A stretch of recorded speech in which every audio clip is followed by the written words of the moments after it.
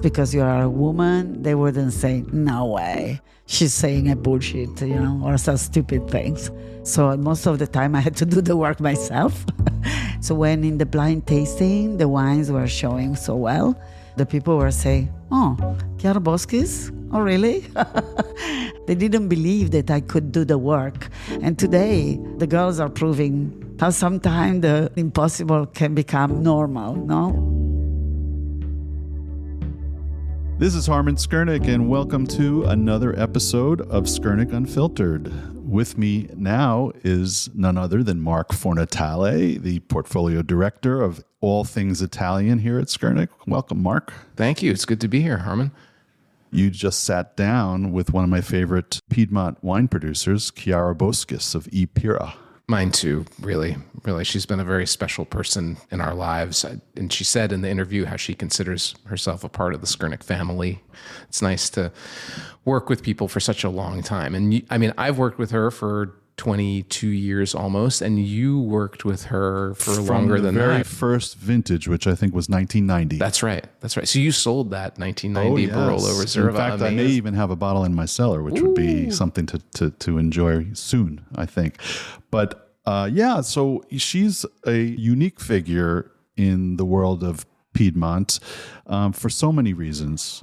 Isn't it true she was the first female winemaker pretty much in all of Piedmont? Yeah, she was the first woman winemaker, estate owner. She owned the winery and she was making the wine, and that was it. And in our discussion, she talks a lot about those challenges. Completely unheard of prior to her doing that, because this was such a traditional area where men did the winery work and owned the estates. And it was really a pioneering move on her part as recently as 1990. No, she talks about her mom saying, go away, go study and get a job and get married. Her brothers were set to inherit the winery and she was going to get sent off, essentially.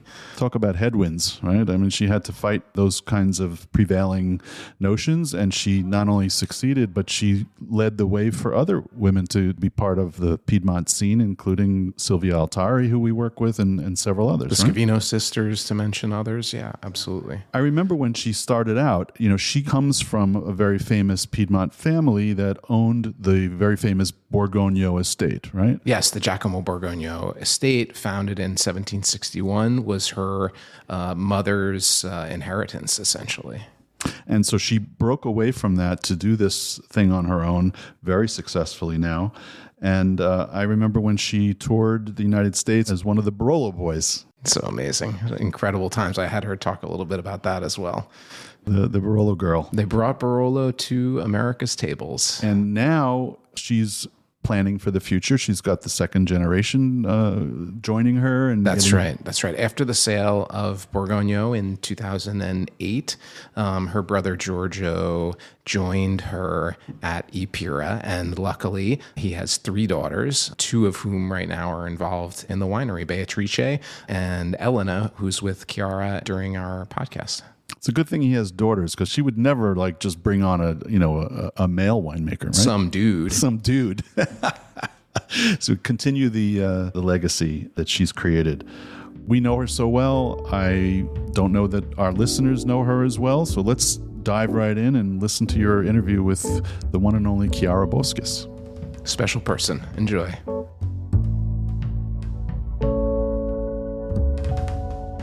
Good morning, everybody. I'm so pleased to be here with one of the most important Barolo producers in our book, in the world, Chiara Boschis of Barolo, of Pira and Figli. Welcome to New York again. Thank you very much. Wow, what an introduction. You really touched me. But great. Yes, it's fantastic to be here. The Big Apple. Fantastic. And we also have another special guest here with you for support, Elena Boschis, your niece, your brother Giorgio's daughter. Yes, exactly. The new generation. Yes, hi everybody. I'm so happy being here. It's an honor, a pleasure also to join Chiara and my family to the family business. Excellent. On the occasion of your visit, I thought it would be fun to sit down and say a couple of words, because you have undoubtedly changed the face of Barolo, not once, not twice, but maybe 3 times, as I think of them, sort of these 3 revolutions that happened. And the first, of course, was the Barolo Boys movement that kind of put Barolo on everybody's table. And the second, of course, was the sort of green revolution and your dedication to organic viticulture. And I think that the third revolution would be the pink revolution, the being the first really woman winemaker, estate owner in Barolo, and also seeing the long arch of time and the new generations coming on with your nieces eventually joining the winery, et cetera, et cetera. Yeah, exactly. Yeah, you're right. All these 3 revolutions kind of get hand to hand. It's true. Because, the first was the huge change that together with the Barolo Boys, we did for changing the perception that the people had of Barolo and of the wine of the area. Essentially, we really wanted to get more attention and respect for the work that normally as a farmer you don't get, because the farmer are always the last step in the social scale. So we really wanted to change that. But for me, it was also another challenge because back then it was a much more a male-dominated world, especially the wine world, because women has always been too busy, taking care of families, working in the vineyard, in the field, in the past also the animals, So they were always super, super busy. So there was actually no time to do that.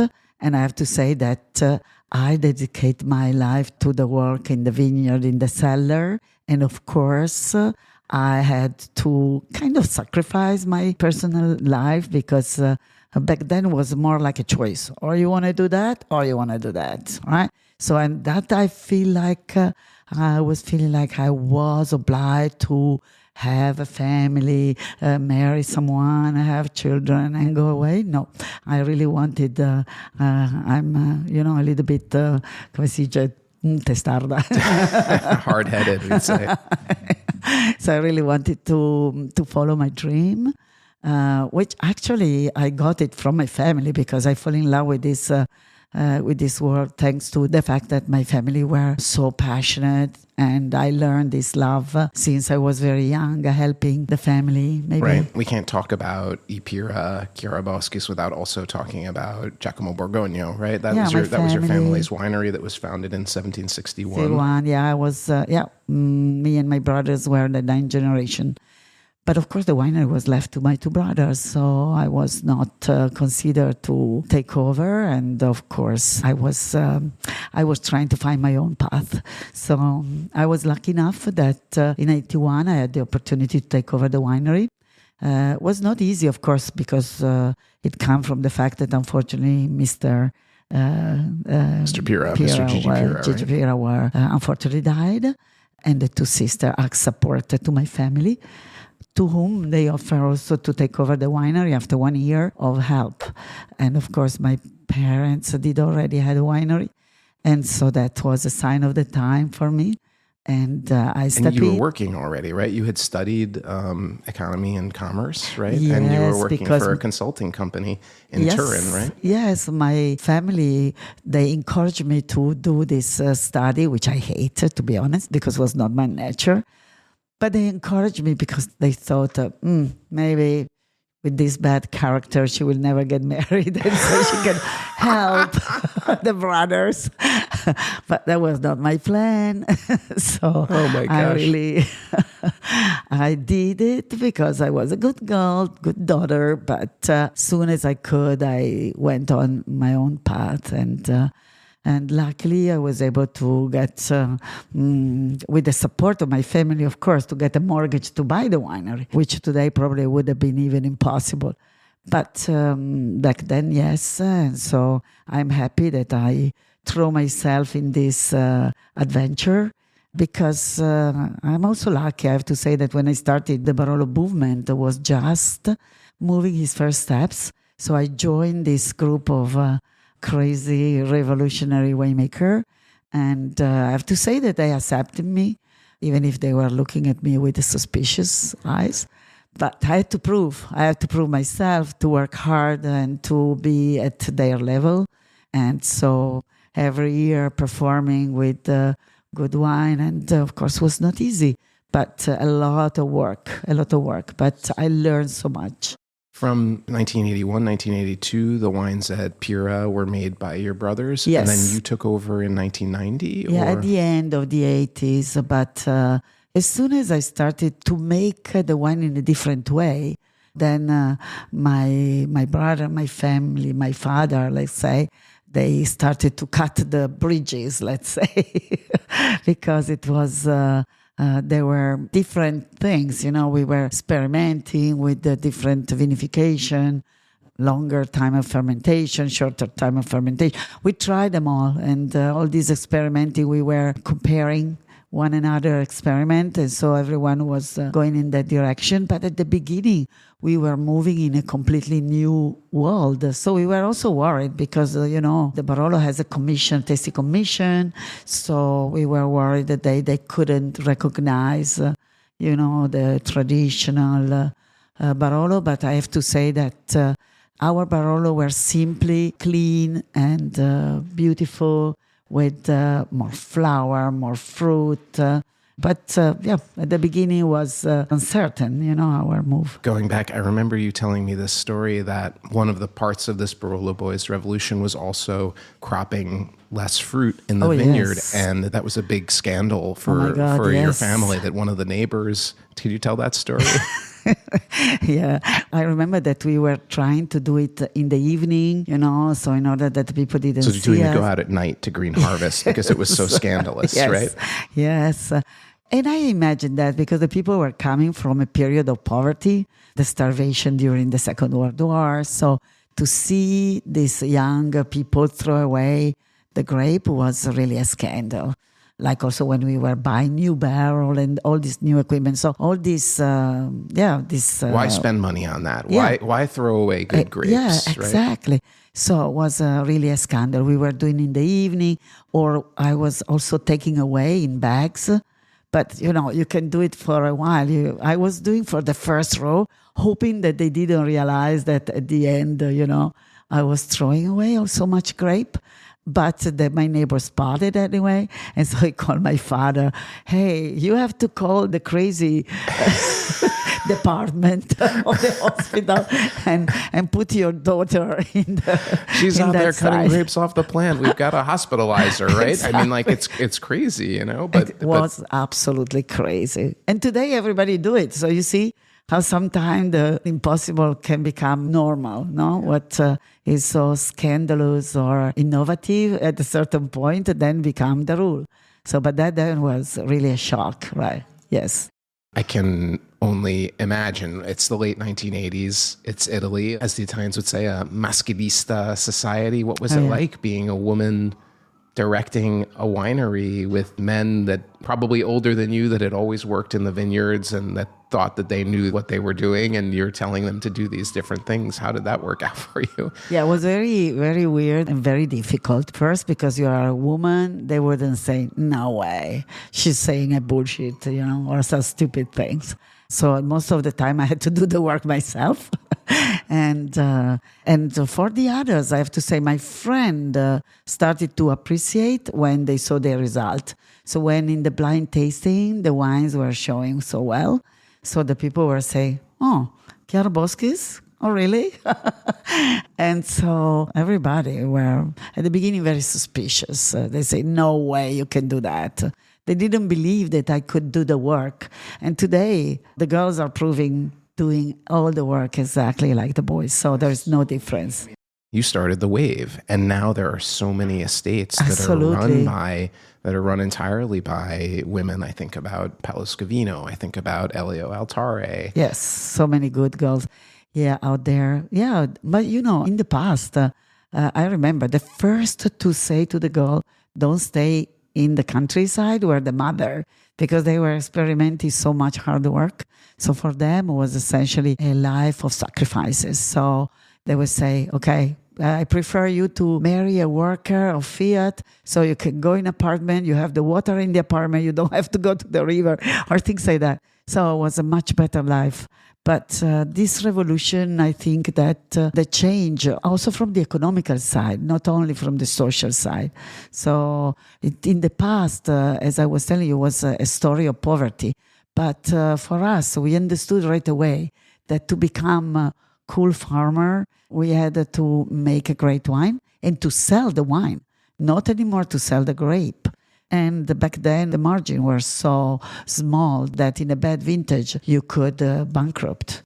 So to make the wine was the first step. To make a good wine was the second step. And to promote the wine was the third step. And you did that. You traveled the world with this group of maniacs, right? I mean, it was you and Marco de Grazia Yes, and he Elio helped a Altare lot. and Yes. Enrico Scavino and Domenico Clerico. I know. Was a lot of fun as well, because I was like a kid in a wonderland. A bunch of Langaroli farmers who Yes. had never left the seat of a tractor, maybe arriving in Japan or New York or wherever. Do you have any stories, fun stories from those there days are so many that wouldn't fun incriminate stories. anybody? Yeah, it's true that we were always pull the leg of each other, trying to You were joking with each other all the time? Yeah, like for example, people that was falling asleep on the train and everybody go down and leaving behind, or stealing the shoes, and letting people walk in the underground of New York in these bare feet and say, "You bastards!" Things like that. I've seen so many of those things, and that's why I keep on thinking that this part of the work, meeting the people, going abroad, still for me is the funniest, more gorgeous part of the work, instead of, hoeing the vineyard, which I love. Getting stung by bees, harvesting Yes. grapes. Okay. We all think that's very romantic. I don't know why. It is romantic. I also thought that in the past sometime, anyway. It's a hard job. Yes, a hard work.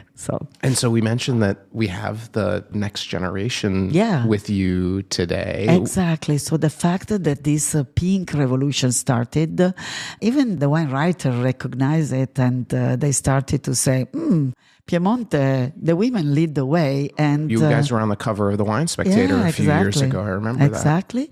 So they realized this movement that is coming. So now there are many new generation coming in. My nieces are the last generation. I'm happy that are taking the torch also with the sensitivity of the organic farming. So probably because the girls are particularly sensitive to that. And, at the beginning, I chose the green revolution for an ethical reason. But of course, now it's obvious that also the quality improve. So I'm very happy that the new generation are going in the same path. And of course, they have their challenges because the weather is changing, because the uncertainty of the environment and politically, socially, everything, many, many challenges. So it's not easy for them as well, but they are well equipped. I think you and I both remember a time when organic wines were kind of on the fringe. They were those weird ones that were in that little section of the wine store. The hippie wine.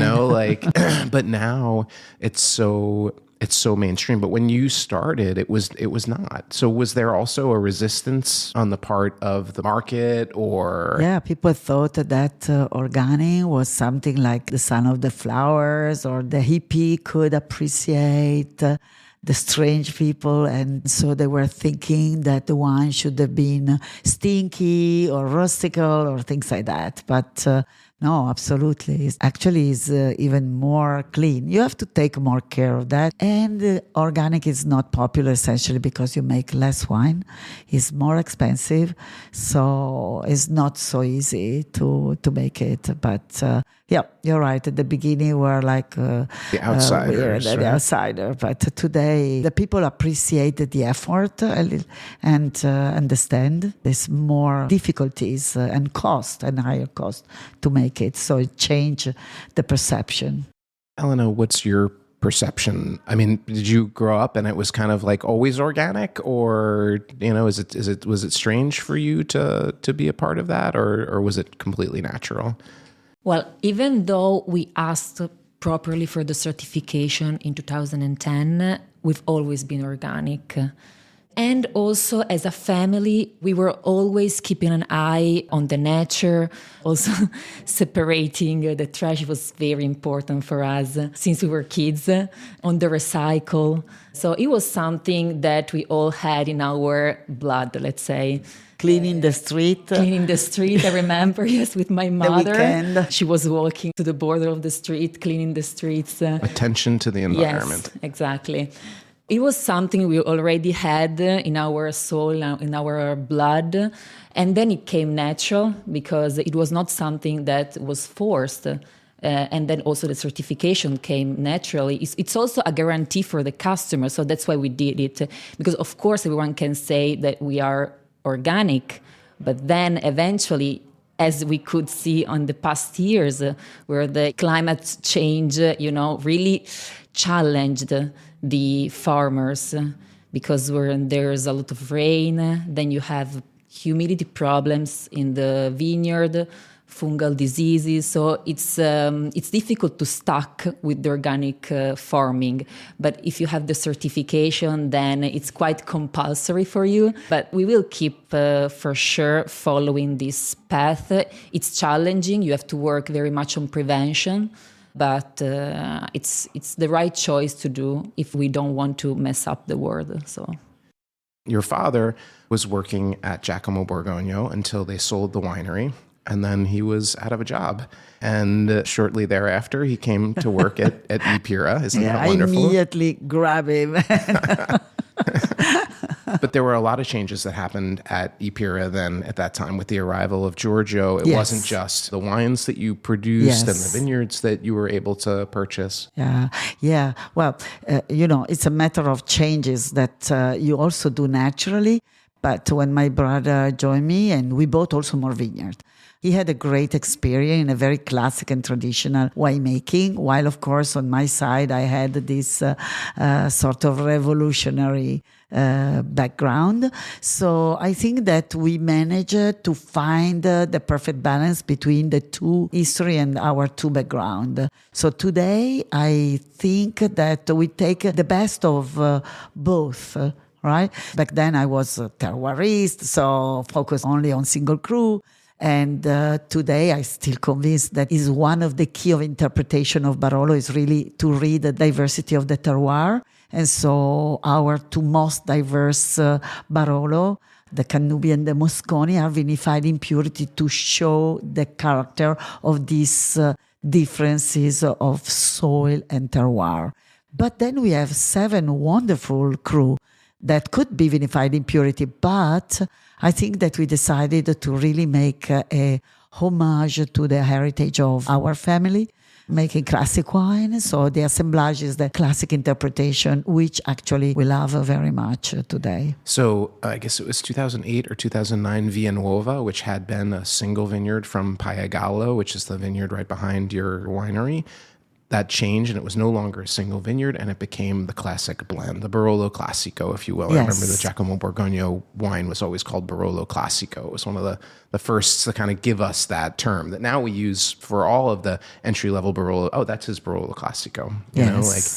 So your Via Nuova is now your... Via Nuova was a single cru, but you know that when the MGA were approved, many cru were cancelled in a way to make it easier, because there were 500 crews or even more. So they went down to 180, and so many were disappearing. So Via Nuova was cancelled and reunified under the umbrella of Terlo. No, Paigala is next to it. And for this reason, this name was no longer a name that indicates a place, a topographic name. So now it became our brand, our signature, let's say. And I like it because it has this double meaning, right? It's the new way, right? And the new way that is the old way. It's the old way, Seems a contradiction, but it's true. The name New Wave comes from the fact that the street that go through this vineyard was a new street that was built at the end of the 1800, beginning of the 1900, to put in connection Barolo to the next village, Novello. But of course, this road actually today doesn't even exist anymore. You can walk if you want. And so the name remained for many years, but when it was canceled, it was still interesting was almost fun to say, the new way could be the old way, because, everything come back, right? Exactly. So it's like the world is is round and everything turns and come back. You're known principally for your Cannubi. That was your sort of first wine that exploded in the market in the early 1990s. I was called the Cannubi Queen, my friend. And then Villanuova was born in 1999. And Mosconi, what was the first vintage? My brother joined me in 2010. But in 2009, we had the chance to jump on this wonderful vineyard. And so we bought it in 2009. 2009 was the first vintage. And then we were able to add a small parcel on the way. So now we have a beautiful position. It's really interesting because from the Barolo tasting point of view, it's kind of like the polar opposite of Cannubi, right? Cannubi is the elegant, delicate, perfumed Barolo, and Mosconi is the powerful, imposing, impressive, dark in color, rich Barolo. So it's wonderful that you have these two polar opposites kind of to taste. The two faces of the Barolo area. And then in the middle, Villanuova. It's me. Put everybody together, He's the middle brother, He's always making peace between Cannubi and Mosconi. Yes, it's also the one that is normally more easy and more approachable. Yes, like the middle brother has the better character, let's say. Or middle sister. We can say middle sister because we have Elena here, of course. Middle sister, exactly, like her. And so, yes, it's true. Cannubi is absolutely coming from this Tortonian soil. More sandier, gives always this aromatic perfume, elegance, delicate tone, while Mosconi, that comes on older soil, the elevation soil, that is more rich in clay, is show more muscle, more masculinity. And they are really the two faces of the medal, and I like that because I think that we don't have to play with any different kind. Sometimes people say, why don't you try this technique or that technique? And it's true, we still do it for fun, but having 9 crew to play with, I think that the terroir, the door of entering into the Barolo world is the best for me.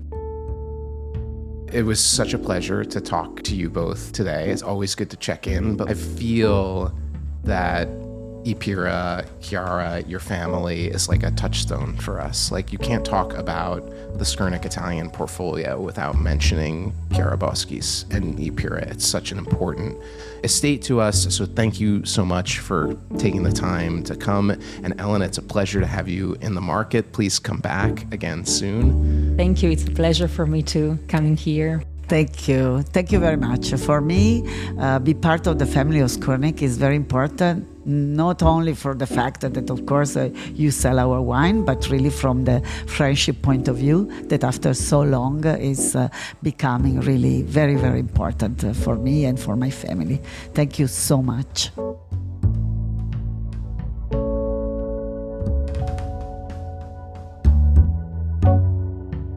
Skurnik Unfiltered is recorded at Skurnik Wines and Spirits headquarters in the Flatiron District of New York City, which is why you might hear some city noises as we go along, like horns honking. If you found the conversation interesting, please consider liking, subscribing, and leaving a review. You can stay up to date on our show and upcoming events by following Skurnik Wines on Instagram and visiting our website at skurnik.com.